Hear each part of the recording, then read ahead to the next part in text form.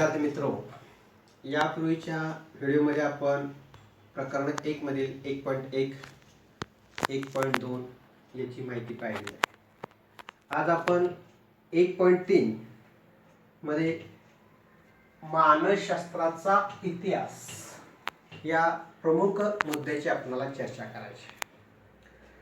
मानसशास्त्राचा इतिहास जेव्हा आपण अभ्यासतो तेव्हा काही मानसशास्त्री असं म्हटलेलं आहे, मानसशास्त्राचा भूतकाळ हा प्रचंड आहे, मात्र वर्तमान काळ हा थोडा कमी आहे. हा विनोदाचा भाग झाला. मग या मानसशास्त्राचा इतिहास पाहत असताना या इतिहासामध्ये मानसशास्त्रामध्ये अभ्यास पद्धतीमध्ये कसा बदल होत झाला याचा विचार करणं गरजेचं आहे. त्यातील पहिला महत्त्वाचा मुद्दा आहे, मानसशास्त्र ही तत्वज्ञानाची शाखा आहे. आपल्याला नैसर्गिक शास्त्र माहिती आहेत, रसायनशास्त्र घ्या, जीवशास्त्र घ्या, शरीरशास्त्र घ्या, या सगळ्या शास्त्रांचा समावेश हा तत्वज्ञानामध्ये केला जातो. आणि म्हणून मानसशास्त्रामध्ये सुद्धा तत्वज्ञानाचा अभ्यास केला जात होता किंवा तत्वज्ञानाच्या तत्वावर आधारित मानसशास्त्राची अभ्यास पद्धती अवलंबून होती. आणि म्हणून मानसशास्त्र ही तत्वज्ञानाची एक शाखा होती. कारण मानसशास्त्रामध्ये मन या संकल्पनेचा अभ्यास केला जात होता, मानसशास्त्रामध्ये आत्मा या संकल्पनेचा अभ्यास केला होता. मुळात तत्वज्ञान जे अवलंबून असतं ते ज्ञानाची अनुभूती घेणं म्हणजे तत्वज्ञान. आता तत्वज्ञानाचा जेव्हा आपण अभ्यास करतो तेव्हा काही मूलभूत संकल्पनाचा अभ्यास हा तत्वज्ञानामध्ये केला जातो. प्रामुख्याने जर आपण अभ्यास केला, माझ्या हातामध्ये चॉक आहे, त्या चॉकचं अस्तित्व हे तुम्हाला माहिती आहे. दुसरी कोणतीही ऑब्जेक्ट घ्या, कोणतीही वस्तू घ्या, त्याचं अस्तित्व आपल्याला समजतं. अस्तित्वाची संकल्पना, ज्ञानाची संकल्पना, मूल्याची संकल्पना, विवेकबुद्धीची संकल्पना, ह्या सगळ्या मूलभूत संकल्पनाचा अभ्यास जो आहे तो तत्वज्ञानामध्ये केला जात होता. त्याच पद्धतीनं मानसशास्त्रामध्ये सुद्धा काही मूलभूत संकल्पनेचा अभ्यास केला जात होता. आणि म्हणून मानसशास्त्र ही काय आहे, तत्वज्ञानाची शाखा आहे असं आपण. मग तत्वज्ञानाचा नेमका अर्थ काय होतो याचा जर आपण अभ्यास केला तर माणूस हा सोशल ॲनिमल आहे, सामाजिक प्राणी आहे. मग सामाजिक प्राणी असताना त्याला अनुभव येतो, तो व्यवहार करतो, त्याला वेगवेगळ्या स्वरूपाच्या जाणीवा होतात. आणि मग ह्या सगळ्या ज्या जाणीवा ज्या आहेत, व्यवहार जो आहे, अनुभव जे आहे, या सगळ्या जाणीवा मुळात आत्मजाणीवातून निर्माण होतात.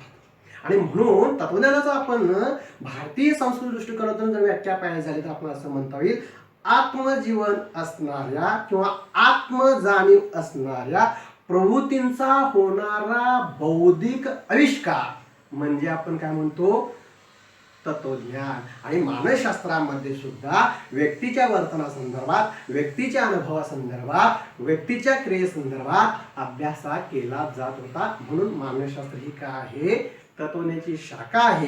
ही कुठपर्यंत तर 1870च्या दशकापर्यंत मानसशास्त्र ही काय होती, तत्वज्ञानाची शाखा होती.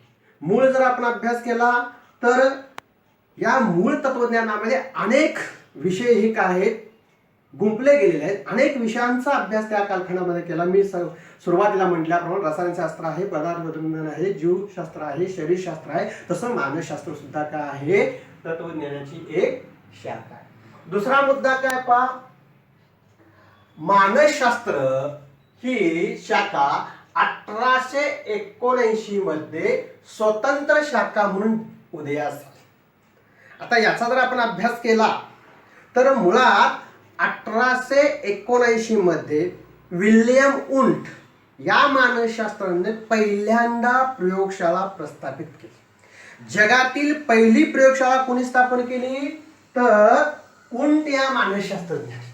आणि म्हणून मानसशास्त्राचा खऱ्या अर्थानं अभ्यास जर कुठं होऊ लागला तर जर्मनमध्ये पहिल्यांदा वुंट या मानसशास्त्राने काय केले, प्रयोगशाळा स्थापन केली. आणि त्यातून मानसशास्त्र हे एक स्वतंत्र शास्त्र आहे असं आपल्याला म्हणता येईल. आता या मुद्द्यामध्ये ना तुम्हाला 2-3 प्रश्न ऑब्जेक्टिव्ह विचारले. तर मानसशास्त्रात सर्वात प्रथम अभ्यास कोणी केला, तर त्याचं उत्तर आपल्याला काय देता येईल पहा, विल्यम वुंट. मानसशास्त्रामध्ये पहिली प्रयोगशाळा कोणी स्थापन केली, त्याचं उत्तर काय देता येईल आपल्याला, विल्यम वुंट. मानसशास्त्राची पहिली प्रयोगशाळा कोणत्या विद्यापीठामध्ये प्रस्थापित झाली, तर जर्मन विद्यापीठामध्ये, जर्मनमधील असणाऱ्या लिप्झिग विद्यापीठामध्ये पहिल्यांदा ही मानसशास्त्राची प्रयोगशाळा स्थापन करण्यात आली. आता मग यामध्ये काय करण्यात आलं, तर विल्यम वुंटनं पहिल्यांदा ही मानसशास्त्र ही स्वतंत्र शाखा का अस्तित्वात आणली, तर त्यावेळी पहिल्यांदा प्रयोग केले. मग कशावर प्रयोग केले जात होते, तर पहिल्यांदा आपल्याला असं म्हणता येईल व्यक्तीच्या ठिकाणी असणाऱ्या मानसिक प्रक्रियांच्यावरती आधारित प्रयोगाला सुरुवात. मग त्याच्यामध्ये कोणकोणते घटक आहेत पहा, त्याच्यामध्ये वेगवेगळ्या सर्व बौद्धिक अशा ज्या काही घटना आहेत, घटक आहेत, त्या सगळ्या बौद्धिक घटनाचा आपल्याला काय करता येऊ शकेल, इथं उल्लेख करता येऊ शकेल. काही गोष्टी ज्या आहेत त्याच्यामध्ये भूत ही संकल्पना आहे, देव ही संकल्पना आहे, वर्तन ही संकल्पना आहे, बुद्धी ही संकल्पना आहे, या सगळ्यांच्या वरती प्रायोगिक तत्वावरती ची सुरुवात जी आहे ती सुरुवात कुठे झाली, तर 1879 मध्ये झाली. आणि म्हणून मानसशास्त्राची खऱ्या अर्थाने स्वतंत्र शाखा म्हणून कधी उदय झाला, तर 1879 मध्ये उदय झालेला आपल्याला पाहायला मिळतो. नंतरचा मुद्दा जो आहे, तिसरा मुद्दा जो आहे तो रचनावाद. आता रचनावाद जो आहे 20व्या शतकाच्या सुरुवातीस रचनावादाची निर्मिती झाली. मग या रचनावादामध्ये प्रामुख्याने काम कोणी केलेलं आहे, तर प्रामुख्याने याच्यामध्ये जे काम केलेलं आहे वुंट या मानसशास्त्राने केलेलंच आहे. पण याचा अगदीच जिवलग अत्यंत हुशार असणारा विद्यार्थी, त्याला आपण एडवर्ड व्ही टिचनर म्हणतो. या एडवर्ड व्ही टिचनरने काय केलेलं आहे, रचनावादाचं स्पष्टीकरण, रचनावादाचा सखोल अभ्यास या ठिकाणी केलेला आहे असं आपल्याला म्हणता येऊ शकेल. आणि म्हणून रचनावादाचा जनक म्हणून एडवर्ड व्ही टिचनर यांना संबोधले जाते. कुणाला पहा, रचनावादाचा जनक कुणाला म्हणतात, तर रचनावादाचा जनक जे आहे एडवर्ड व्ही टिचनर हा काय आहे, रचनावादाचा जनक आहे. वस्तुनिष्ठ प्रश्नाला येऊ शकतो प्रश्न, लक्षात घ्या. काय येतो पहा, रचनावादाचा जनक कोण, तर रचनावादाचा जनक कोण आहे, एडवर्ड व्ही टिचनर हा आहे असं आपल्याला म्हणता येऊ शकेल. आता सुरुवातीच्या कालखंडामध्ये म्हणजे 1879 मध्ये वुंटने कशावर संशोधन केलं होतं पहा, त्याच्यामध्ये वेदन आहे, संवेदन आहे, क्रिया आहे, प्रतिक्रिया आहे, ह्या बोधात्मक गोष्टीवरती त्याने अभ्यास केला होता. त्याचाच अभ्यास हा पुढे कोणी केलेला आहे, टिचनर या मानसशास्त्राने केलाय. रचनावादाचा मूळ बेस काय सांगा, हा जो सिद्धांत जो आहे हा सिद्धांत कशावरती आधारित आहे, तर सुरुवातीला ज्या मूलभूत संकल्पना ज्या आहेत त्या मूलभूत संकल्पनेचं विश्लेषण करण्यामध्ये रचनावाद हा कार्य करतो. आता मुळात मग अशी काही उदाहरण आपल्याला देता येतील का रचनावादा संदर्भात, तर त्याच्यामध्ये आपल्याला असं सांगता येऊ शकेल, एखादा उद्दीपक एखाद्या व्यक्तीच्या हातामध्ये किंवा डोळ्याला दिसला तर त्याला अनुभव कसा येतो, प्रचिती कशी येते. आता ही प्रचिती येण्यासाठी ते ऑब्जेक्टची स्ट्रक्चर सगळ्यात महत्वाचं. त्यासाठी टिचनरने साधं उदाहरण दिलेलं आहे. समजा एखाद्या मुलग्याला बोलवलं किंवा तुम्हाला मी एखाद्याला विद्यार्थ्याला बोलवलं आणि हा काय आहे, दगड आहे म्हटलं, काय हा दगड आहे, आणि तुमच्या हातामध्ये मी हा दिला, तर तुम्हाला मी जी वस्तू दिलेली आहे ती पहिल्यांदा दगड आहे का, हा पहिला महत्वाचा मुद्दा. दगड असेल तर त्याचं वजन किती आहे हा सगळ्यात महत्वाचा आहे, त्याचा रंग कसा किती आहे कसा आहे महत्वाचा आहे, त्याचं वजन किती आहे सगळ्यात महत्वाचं आहे. ह्या सगळ्या गोष्टीचं स्ट्रक्चर याला आपण म्हणू, हे स्ट्रक्चर आपण कशामध्ये पाहतो, रचनावादामध्ये पाहतो. आणि म्हणून विकसित उद्दीपक दिली जातात आणि लोकांच्याकडून, विद्यार्थ्यांच्याकडून प्रतिक्रिया ह्या मिळवल्या जातात. थोडक्यात रचनावादामध्ये ज्या मूलभूत संकल्पना ज्या आहेत त्या संकल्पना, त्यांचं अस्तित्व कसं आलेलं आहे याच्या संदर्भात हा काय करतो, भर देतो असं आपल्याला म्हणता येऊ शकेल. रचनावादामध्ये वेदना अनुभवाचा शोध घेतला होता. वेदना अनुभव म्हणजे काय, मी आता तुमच्या समोर आहे का, ठीक आहे, मी तुमच्या समोर आहे पण कसा आहे, ऑनलाईन वरती, बरोबर ना. वर्गातला माझा वेदना अनुभव वेगळा, वर्गात असताना माझे शब्द तुमच्या अगदी जवळ वाटतात, पण आता मी माझे शब्द तुम्हाला जवळ वाटतात का, कदाचित वाटतील काही लोकांना, कदाचित काही वाटणार. म्हणजे वेदन प्रत्येकाचं वेगळं होऊ शकेल. हे वेदना अनुभवाचा अभ्यास सुद्धा रचनावादामध्ये केला जातो. भावना अनुभव हा सगळ्यात महत्वाचा आहे. आता भावना अनुभव आपण जर आपल्याला करंट आपल्याला उदाहरण देता येईल, कोरोनाचं उदाहरण आपल्याला देता येईल. कोरोना संदर्भात सगळे लोक भावनिक झाले, कोण घराच्या बाहेर पडत नाही, वारंवार सातत्याने कोण काय करतोय, सँडविचचा वापर करतोय, हे भावनिक आहे. आणि म्हणून एखादी घटना घडल्यानंतर, एखादा उद्दीपक दिल्यानंतर व्यक्तीच्या ठिकाणी निर्माण होणारा वेदन आणि निर्माण होणाऱ्या भावना, या सगळ्यांचा अभ्यास आपल्याला कशामध्ये करता येऊ शकतो? रचनावादामध्ये करता येतो. आणि म्हणून रचनावाद जो आहे तो महत्वाचा आहे. याचा अभ्यास जो आहे काय 20व्या शतकाच्या सुरुवातीस अभ्यास करण्यात. त्याचा जनक कोण आहे पहा? एडवर्ड बी टिचनर हा काय आहे? जनक आहे. नंतरचा पहा कार्यवाद. चौथा महत्वाचा जो काही सिद्धांताचा उगम जे आहे किंवा मानसशास्त्राचा जो विकास जे आहे तो विकास काय आहे? चौथ्या टप्प्यावर आलेला, त्याला आपण कार्यवाद म्हटलेला आहे. आता कार्यवादाचा जनक कोण आहे पहा? विल्यम जेम्स हा काय आहे? कार्यवादाचा जनक आहे. आता याच्यामध्ये ना कार्यानुभव किंवा रचना या दोन्हीच्या मध्ये फरक आहे पहा. रचनेमध्ये प्रामुख्याने ते स्ट्रक्चर कसं घडतं याला महत्व आहे, पण कार्यवादामध्ये मात्र वेगळं आहे. त्याने असं म्हटलेलं आहे प्रत्येक व्यक्तीचं वर्तन हे घडत असतं, पण नेमकं वर्तन तसंच का घडतं हा महत्वाचा मुद्दा आहे. म्हणजे एखाद्या व्यक्तीला एखादा उद्दीपक दिला पण त्याचं वर्तन तसंच का घडतं, आणि म्हणून त्या का या प्रश्नाचं उत्तर जे आहे ते उत्तर आपणाला प्रामुख्याने कुठे देता येतं सांगा? कार्यवाद मध्ये देता येऊ शकतं. हे कार्यवादामध्ये प्रामुख्याने जी कृतीवरती भर देणारा हा का आहे? सिद्धांत आहे. आता पहिल्यांदा आपल्याला सांगता येईल जेम्सने असं सांगितलेलं आहे की तुम्हाला जो अनुभव येतो तो कुठे येतो? तो मस्तिष्क मध्ये येतो, मेंदू मध्ये येतो. आणि म्हणून मेंदूमध्ये आलेला अनुभव जे आहे त्या अनुभवाचं ज्ञान आपण व्यवहारामध्ये वापरत असतो. थोडक्यात आपल्याला सांगता येऊ शकेल हा कार्यवादाचा उगम जे आहे हा उगमाचा अभ्यास करत असताना विल्यम जेम्सने एक पुस्तक लिहिलं, ज्याला पुस्तकाचं नाव आपल्याला सुद्धा म्हणता येईल प्रिन्सिपल ऑफ सायकोलॉजी नावाचं पुस्तक लिहिलं. आणि सगळ्या पुस्तकामध्ये कार्यवादाची रचना जी आहे ती सगळ्या पद्धतीने त्यांनी तिथं मांडलेली आहे असं आपल्याला म्हणता येईल. रचनावादामध्ये काय केलं जातं पहा? मन म्हणजे काय, वर्तन म्हणजे काय, मनाचे घटक कोणते, रचनेचे वर्तनाचे घटक कोणते, म्हणजे त्या घटकावरती जास्त भर दिला जातो. पण कार्यवादामध्ये काय केलं जातं सांगा? प्रत्यक्ष कृतीला महत्त्व दिलं. म्हणजे प्रत्यक्ष तुमची कृती जी आहे, प्रत्यक्ष तुमचं कार्य जे आहे ते सगळं महत्त्वाचं. तुमचं काम कसं चालतं, तुम्ही समायोजन कसं करता, तुम्ही बोलता कसं, तुम्ही वर्तन कसं करता, या सगळ्यांचा अभ्यास आपल्याला कार्यवादामध्ये करता येतो. आम्ही रचनावादापेक्षा कार्यवाद हा जरा आपल्याला आउटपुट काढणारा किंवा मानसशास्त्राला एक वेगळं स्थान निर्माण करणारा आहे. आता या सिद्धांतावर किंवा विल्यम जेम्स वरती कुणाचा प्रभाव पडला? तर सायन्स मध्ये उत्क्रांतीवादाचे जे जनक जे आहे, ज्याला आपण डार्विनचा सिद्धांत म्हणतो, उत्क्रांतीवादाचा, त्या विचाराचा जास्तीत जास्त प्रभाव तिथं पडलेला आहे. इथं नैसर्गिक निवडचे तत्व जे आहे त्या तत्वाचा वापर कार्यवादामध्ये कोणी केलेला आहे सांगा? विल्यम जेम्स यांनी केला. म्हणजे विल्यम जेम्स यांनी डार्विनच्या तत्वाचा अवलंब केलेला आहे. असं डार्विनने काय सांगितलं पहा? व्यक्तीच्या ठिकाणी किंवा प्राण्यांच्या ठिकाणी शारीरिक वैशिष्ट्य ही सर्वात महत्वाचं. आणि शारीरिक वैशिष्ट्य कशातून येतात? हेरिडिटेड असतात, अनुवंशिक असतात. पण इथं कार्यवाद विल्यम जेम्स काय म्हणतो? फक्त शारीरिक वैशिष्ट्य महत्वाची नाही आहेत, तर त्याच्या ठिकाणी सगळ्यात महत्वाची कोणती वैशिष्ट्य असतील तर शारीरिक गुण जे आहेत ते शारीरिक गुण सर्वात महत्वाचे आहेत. त्याच्या पलीकडे जाऊन वर्तनिक गुण हे सगळ्यात महत्वाचे आहे असं आपल्याला म्हणतात. प्रत्येक व्यक्ती वर्तन का करते या काच उत्तर शोधत असताना त्यांनी सांगितलेलं आहे प्रत्येक व्यक्तीची तळमळ धडपड ही कशासाठी सांगा? अस्तित्वासाठी आहे. आणि म्हणून अस्तित्वासाठी फक्त शारीरिक गुण वैशिष्ट्य उपयोगाची नाहीत, तर वर्तनिक गुण वैशिष्ट्य सुद्धा अत्यंत महत्वाची आहेत असं आपल्याला म्हणता येईल. मग याचा उपयोग कुठे केला जातो कार्यवादाचा?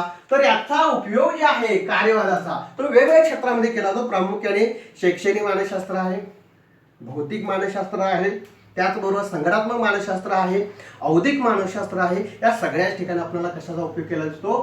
कार्यवादाचा उपयोग केलेला असतो. त्यामुळे विल्यम जेम्सची विचार प्रणाली जी आहे ती महत्वाची आहे. ती कृतीला म्हणजे प्रत्यक्ष वर्तन कसं घडतं याच्यावर भर देणारं किंवा कार्यावर भर देणारा हा सिद्धांत आहे असं आपल्याला. नंतरचा पाचवा जे सिद्धांत जे आहे तो अत्यंत महत्वाचा. काय सिद्धांत आहे पाचवा? तर मनोविश्लेषणवाद. मनोविश्लेषणवाद जे आहे तो अत्यंत महत्वाचा आहे, कारण ह्या मनोविश्लेषणवादाने काय केलेलं आहे, पहिले दोन जे सिद्धांत आहेत हे सिद्धांत नाकारले. पहिले दोन कोणते रचनावाद आणि दुसरा जे आहे कार्यवाद. याच्यापेक्षा वेगळा सिद्धांत जर कोणी मांडला असेल तर सिग्मंड फ्रॉइडने मांडला. काय मांडला त्यांनी सांगा? 1890 मध्ये त्यांनी मनोविश्लेषणवादी सायको अनॅलिटिक थेअरी ज्याला आपण म्हणू ती थेअरी त्यांनी मांडलेली आहे. आता याने काय सांगितलेलं पहा, सर्वच व्यक्तींच्या उच्च प्रकारच्या ज्या मानसिक प्रक्रिया ज्या आहेत त्या मानसिक प्रक्रियांची जाणीव नसते, आणि म्हणून त्याने असं सांगितलेलं आहे या मनोविश्लेषणामध्ये 3 पद्धतीवर हा सिद्धांत मांडलेला आहे. त्याने पहिल्यांदा बोधनीच्या पातळ्या, व्यक्तिमत्वाची संरचना आणि मनोलैंगिक अवस्था अशा 3 टप्प्यामध्ये सर्वात मोठा सिद्धांत त्यांनी मांडलेला आहे. पण आपल्याला इथं काय पाहिजे, सुरुवात फक्त पाहिजे आहे की मनोविश्लेषणवादी सिद्धांतामध्ये त्यांनी कशाला भर दिलेला आहे, अबोध अवस्थेला भर दिलेला आहे. आता अबोध अवस्था जी आहे ती अत्यंत महत्त्वाची. अबोध अवस्थे कशाला म्हणायचं सांगा? आपल्या ज्या काही सुप्त अवस्थेमध्ये असताना, जागा अवस्थेमध्ये असताना इच्छा, भावना, गरजा, मागण्या ह्या सगळ्या ज्या असतात, ह्या सगळ्या इच्छा, भावना ह्या पूर्ण होत नाहीत. इनकम्प्लीट झालेल्या गरजा, क्लेशदायक असणारे अनुभव हे आपण तसेच सोडून देत नाही, त्या आपल्या अबोध माइंडमध्ये, अनकॉन्शियस माइंडमध्ये ठेवतो. त्याला त्याने काय सांगितलेलं आहे सिग्मंड फ्रॉइडने, अत्यंत महत्त्वाचं आहे. व्यक्तीचं वर्तन हे कशावर असतं सांगा? अबोध अवस्थेमध्ये दडलेल्या भावनेवरती, लपलेल्या गरजावरती, प्रेरणेवरती हे जास्त अवलंबून असतात. तर या अबोध अवस्थेला सुरक्षित आश्रयस्थान म्हटलेलं आहे. म्हणजे कसं आहे पहा, इथं संरक्षण यंत्रणेचा वापर आपण करतो.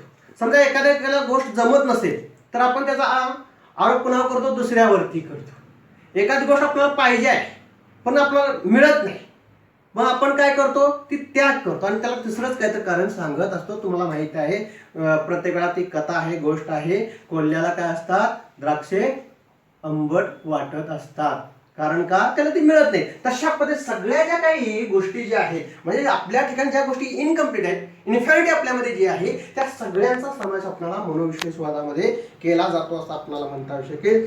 दमन केलेल्या इच्छाचा समावेश आपल्याला काय करता येतो मनोविश्लेषणामध्ये आपल्याला. व्यक्तीचं व्यक्तित्व जडणघडणीमध्ये अत्यंत महत्वाचं स्थान जर कोणाला असेल तर अबोध असा सिद्धांत आहे तो कुठला आहे, मनोविश्लेषणवादाचा आहे. याच्यापेक्षा अधिक आपल्याला माहिती पाहता येते, परंतु इथं आपल्याला सफिशियंट एवढंच आहे की त्या लेवल मानलेले आहेत, 3 लेवल. त्याच्यामध्ये एक बोधावस्था, दुसरं पूर्व बोधावस्था आणि तिसरी जी आहे अबोधावस्था आहे.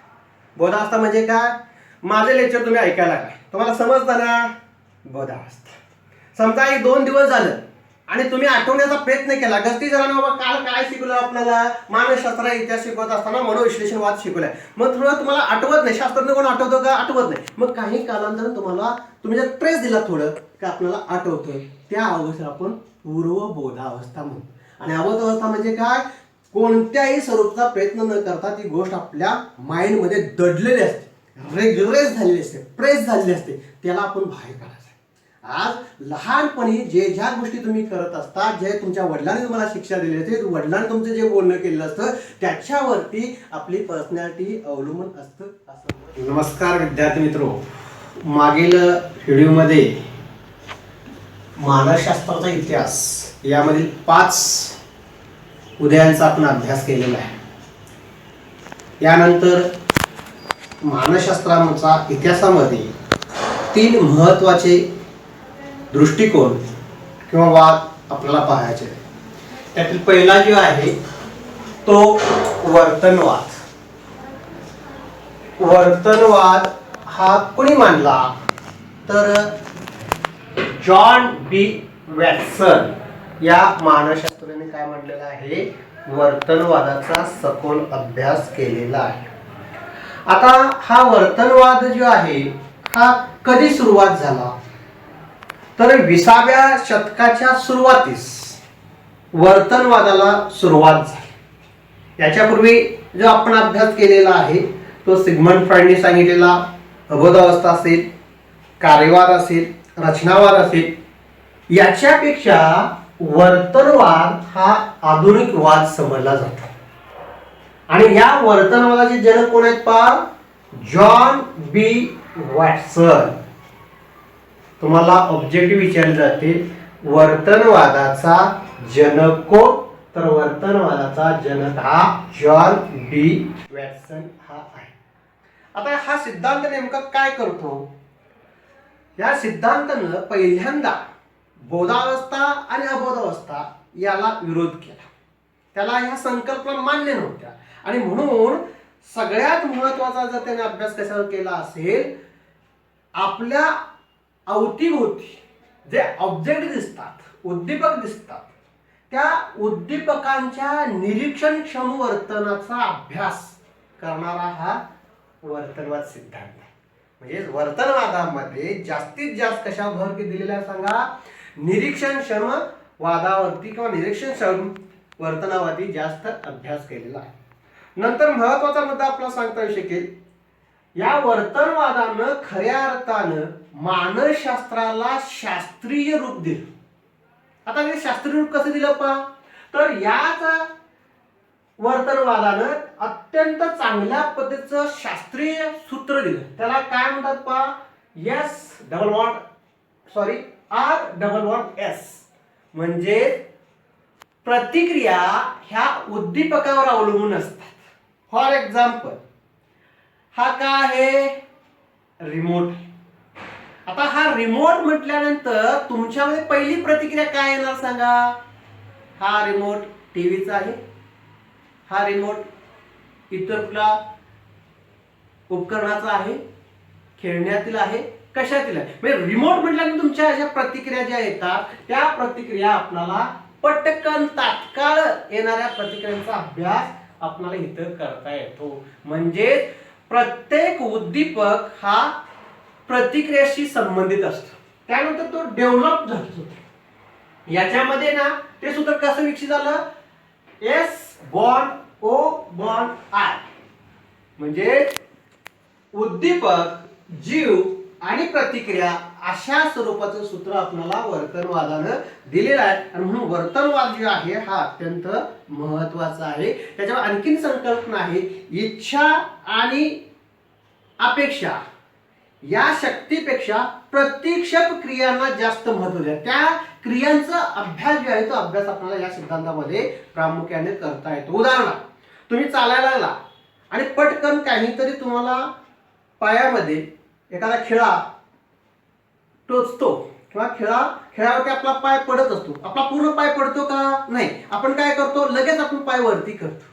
म्हणजे ज्या प्रतीक्षक क्रिया जी आहेत त्या वर्तनाचा सुद्धा अभ्यास आपल्याला या सिद्धांतामध्ये करता येऊ शकतो असं आपल्याला म्हणता येऊ शकेल. व्यवहारापेक्षा प्रायोगिक तत्वावरती ज्ञान जे आहे ते ज्ञान या सिद्धांताने आपल्याला दिलेलं आहे.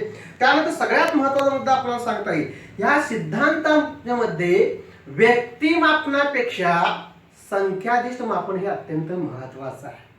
आणखीन एक महत्वाचा मुद्दा आपल्याला सांगता येईल, ह्या सिद्धांताचा उपयोग नेमका कुठे होतो? तर ह्या सिद्धांताचा उपयोग अध्ययन म्हणजे शिक्षण क्षेत्रामध्ये, अध्यापन शिक्षण क्षेत्रामध्ये आणि दैनंदिन सोसायटीमध्ये, समाजामध्ये वर्तन उपचार पद्धती, वर्तन उत्कृत पद्धती किंवा वेगवेगळ्या चिकित्सा पद्धती आहेत त्यामध्ये याचा आपल्याला अभ्यास प्रामुख्याने करता येतो. आणि म्हणून हा सिद्धांत जो आहे हा सिद्धांत शास्त्रीय सिद्धांत आहे असं आपल्याला म्हणतात. नंतरचा सिद्धांत पहा कोणता? मानवतावाद. आता मानवतावादाचा जनक कोण आहे? Carl Rogers. कार्ल रॉजर्स यांनी एक नवीन सिद्धांत प्रस्थापित केला. यापूर्वीच्या कालखंडात जर आपण अभ्यास केला, म्हणजे 20व्या शतकाच्या पूर्वार्धामध्ये मनोविश्लेषणवाद आणि वर्तनवाद हे जास्त काय होते? प्रभावशाली होते. पण त्यानंतर मानवतावाद हा जास्त प्रभावी झालेला दिसतो आपल्याला. नंतर याच्यामध्ये काय केलं पहा? अबोधावस्था आणि वर्तनातील काही निर्बंधता आहे ती नाकारली. म्हणजे व्यक्तीने असंच वर्तन केलं पाहिजे, त्याच वर्तनाचा आपण अभ्यास केला पाहिजे असं आपल्याला इतर वाद सांगतात. मानववाद काय सांगतो? नियंत्रणाशिवाय एखाद्या व्यक्तीचं आपण काय करता आलं? निरीक्षण करता आलं पाहिजे. यापूर्वी काय केलं जातं पहा? एखादा रुग्ण असेल किंवा एखाद्या व्यक्ती विकृत असेल तर रुग्ण ही संकल्पना संबोधली जात होती. पण मानववादाने काय रुग्ण ही संकल्पना न वापरता आपणाला लाभार्थी ही संकल्पना नव्यानं विकसित केली असं आपल्याला म्हणता येईल. म्हणजे स्वतःची इच्छा, नियंत्रण, आत्मवास्तविकरण आणि ज्याला आपण आत्मवास्तविकरण या सगळ्या आपल्या नीड्सशी संबंधित, गरजाशी संबंधित असणाऱ्या सगळ्या मानसिक संकल्पनेचा अभ्यास आपल्याला मानवतावादाने करता येतो. मानवतावादानं नेमकं काय दिलेलं आहे आपल्याला, तर मानवतावादानं सगळ्यात महत्वाचा मुद्दा त्यांनी दिलेला आहे, माणूसपण हा अभ्यासाचा सगळ्यात महत्वाचा काय आहे विषय आपल्याला मानवतावाद. मग याच्यामध्ये आणखीन कोणी संशोधन केलेलं आहे का, तर याच्यामध्ये गोल्डस्टाईन आणि मॅस्लो या दोन विचारवंतांनी व मानसशास्त्राने सखोल अभ्यास केलेला आहे असं आपल्याला आज नव्यानं हा जे काही मानवतावाद जो आहे तो मानवतावाद विकसित होत असलेला आपल्याला पाहाव्यास मिळतो असं आपल्याला म्हणता येईल. थोडक्यात मानवतावाद जो आहे तो कशातून निर्माण झालेला सांगा, प्रेरणेतून निर्माण झालेला आहे, गरजेतून निर्माण झालेला आहे. आणि या प्रेरणेतून गरजेतून निर्माण झालेल्या सिद्धांतातून आज मानवाचा प्रचंड प्रमाणात विकास झालेला आहे. मानवाची उन्नती प्रगती ही यातून झालेली आहे. इथं प्रयोगकर्त्यापेक्षा प्रयुक्ताला जास्तीत जास्त महत्वाचं स्थान दिलेलं आहे. म्हणजे जो काही रुग्ण आहे किंवा जो लाभार्थी आहे त्याच्या सोयीनुसार आपल्याला काय करता येतो, वर्तनाचा अभ्यास आपल्याला करता येऊ शकतो. आणि म्हणून हा मानवतावाद जो आहे हा आधुनिकवाद म्हणून काय केला तो स्वीकारला. नंतर आठवा जी काही उत्पत्ती जी आहे मानसशास्त्राची ते अत्यंत महत्वाची, ज्याला आपण कॉग्निटिव्ह थिअरी असं आपण म्हटलेलं आहे, बोधात्मक उत्पत्ती ज्याला आपण म्हणतो, ही बोधात्मक उत्पत्ती कोणी मांडलेली आहे, अल्रिस नेसर यांनी मांडलेली आहे. आता बोधात्मक उत्पत्तीचा जनक कोण, तर आपल्याला काय उत्तर देता आलं पाहिजे, अल्रिस नेसर हा काय आहे, बोधात्मक उत्पत्तीचा काय आहे, जनक आहे असं आपल्याला म्हणतात. मी सुरुवातीला सांगितल्याप्रमाणे 1950 ते 60 च्या कालखंडामध्ये मनोविश्लेषणवाद हा प्रचंड त्याचा प्रगडा होता, त्याचा वर्तनवादाचा सुद्धा मोठ्या प्रमाणात प्रगडा होता. हळूहळू मानवतावादाने जेव्हा बोधात्मक उत्पत्ती अभ्यासाला लागलो आपण, तेव्हा हे दोन्ही वाद काय आहे काढवाय व्हायला लागले आणि बोधात्मक उपचार पद्धती आणि मानवतावादी पद्धती जी आहे हेचा जास्तीत जास्त विकास होऊ लागला. आता या सगळ्यात महत्वाचा मुद्दा आपल्याला सांगता येऊ शकेल, बोधात्मक उत्पत्ती ही केवळ मानसशास्त्रामध्ये उपयोगी पडत नाही, तर बोधात्मक उत्पत्ती ही शरीरशास्त्र असेल, पदार्थ विज्ञान असेल, या सगळ्या नामेचे सायन्सचे इतर जे काही विषय आहेत त्या विषयामध्ये सुद्धा आपल्याला ही कॉग्निटिव्ह ज्याला आपण थेअरी म्हणतो ही थेअरी जास्त उपयोगी पडते असं आपल्याला म्हणतात. याच्यापूर्वी सुरुवातीच्या कालखंडामध्ये विल्यम वुंटनं सुद्धा काय केलेलं होतं पहा, बोधात्मक अनुभवाचा अभ्यास केला. त्याच्या जास्तीत जास्त सविस्तर अभ्यास जो आहे तो सविस्तर अभ्यास आपल्याला कशामध्ये करता येतो, बोधात्मक उत्पत्तीमध्ये करता येतो. असा उच्च प्रकारच्या मानसिक ज्या काही प्रक्रिया जी आहे त्या प्रक्रियेचा अभ्यास करण्यासाठी आपल्याला बोधात्मक उत्पत्ती ही जास्त उपयोगी पडते असं आपल्याला म्हणता येऊ शकेल. याच्यामध्ये सगळ्यात महत्वाचा मुद्दा आहे समस्या परिहार, ही जी आहे ती सगळ्यात महत्वाचा आहे. आणि शेवटी आपल्याला असं म्हणता येईल ह्या पद्धतीने नेमक्या कोणत्या तंत्राचा वापर केला जातो, तर दोन तंत्र वापरले जातात, एक MRI आणि दुसरी जी आहे PET तंत्र. या दोन तंत्राच्या माध्यमातून आपल्याला व्यक्तीच्या वर्तनाचा शोध आणि बोध हा घेता येतो असं आपल्याला म्हणता येऊ शकेल. कारण ही दोन्ही तंत्र जी आहे व्यक्तीच्या मेंदूशी संबंधित असणाऱ्या, व्यक्तीच्या हाडासंबंधित असणाऱ्या सगळ्या आजारपद्धतीचा अभ्यास आपल्याला करता येतो असं आपल्याला. सगळ्यात शेवटी प्रायोगिक पद्धती, आत्मनिरीक्षण पद्धती या पद्धती सुद्धा इथं वापर केला जातो. म्हणजे थोडक्यात या सगळ्या उपचार वादांमध्ये मानवतावाद आणि बोधात्मक उत्पत्ती ही जास्त आपल्याला उपयोगी ठरते असं आपल्याला म्हणतोय. या ठिकाणी आपल्याला संपूर्ण 1.3 मानसशास्त्राचा इतिहास इथं संपलेला आहे. नंतरच्या व्हिडिओमध्ये मी आपण 1.4 हा मानसशास्त्राच्या अभ्यास पद्धती आपण अभ्यासाचा. धन्यवाद.